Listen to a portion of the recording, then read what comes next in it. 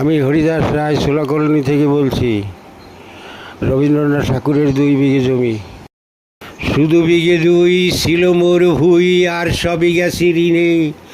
বাবু কহিলেন, বুঝেছ উপেন, এ জমি লইব কিনে। কহিলাম আমি, তুমি ভূস্বামী, ভূমির অন্ত নাই। চেয়ে দেখো মোর আছে বড় জোর, মরিবার মতো ঠাই। শুনি রাজা কয়ে, বাপু জানো তো হে, করেছি বাগানখানা। পেলে 2 বিঘে প্রস্থে ওদিকে সমান হইবে টানা। ওটা দিতে হবে, কহিলাম তবে বক্ষে জুড়িয়া পানি।